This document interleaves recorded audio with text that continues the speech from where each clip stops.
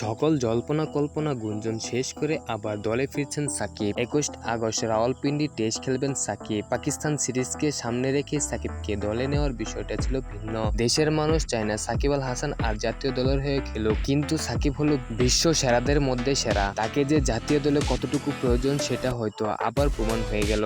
পারফরমেন্সের আলোকেই যাচ্ছে সোফার।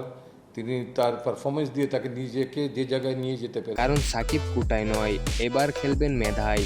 কারণ বর্তমানে চলমান গ্লোবাল টি-20 লিগে ব্যাটে বলে দারুণ ছন্দে আছেন এই প্লেয়ার। তাছাড়া সাকিব পাকিস্তানে খেলার অভিজ্ঞতা রয়েছে। পাকিস্তানের বিপক্ষে তার পারফর্ম বরাবরই ভালো। সেসব দিক বিবেচনায় সাকিবের কোনো বিকল্প নেই। তবে সবার সাথে নয়, যুক্তরাষ্ট্র থেকে তিনি সরাসরি পাকিস্তান চলে যাবেন। দেশের চলমান পরিস্থিতিতে দলের কোনো প্লেয়ার করতে পারেনি প্র্যাকটিস। কয়দিন আগে হয়েছে দল ঘোষণা, তবে দলে রয়েছেন চিরচেনা পুরাতন মুখ এবং কিছু তরুণদের নিয়ে দল সাজিয়েছে প্রধান নির্বাচক। দলে রয়েছেন নাজমুল হোসেন শান্ত, তিনি হলেন অধিনায়ক। মাহমুদুল্লাহ হাসান জয়, জাকির হাসান, সাদমান ইসলাম, মুমিনুল হক, মুশফিকুর রহিম, সাকিব আল হাসান, লিটন দাস, মেহেদী হাসান মিরাজ, জাহিদুল ইসলাম, নাইম হাসান, নাহিদ রানা, শরীফুল ইসলাম, হাসান মাহমুদ, তাসকিন আহমেদ ও খালিদ হাসান।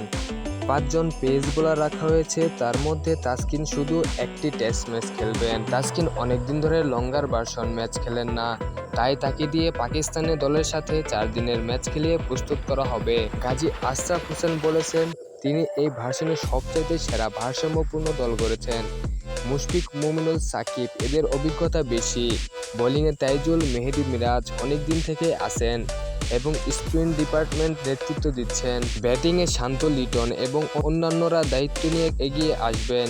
সবাই পুরো দল হয়ে খেলবেন।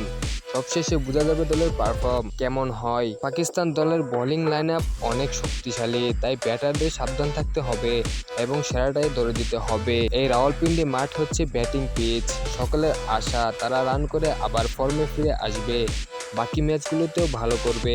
তবে তামিম ফিরবে কিনা আবার দলে, সেটা বোর্ড প্রেসিডেন্টের সাথে তামিমের বৈঠক শেষ হওয়ার পর বোঝা যাবে। তবে তামিম দলে ফেরার সম্ভাবনা রয়েছে বেশি, যদি বৈঠক তাড়াতাড়ি শেষ করা যায়। তবে আসন্ন পাকিস্তান সিরিজে দেখা যেতে পারে এই ওপেনার ব্যাটারকে। ভিডিওটি ভালো লাগলে ফলো বা সাবস্ক্রাইব করে নতুন ভিডিও পেতে পাশে থাকুন।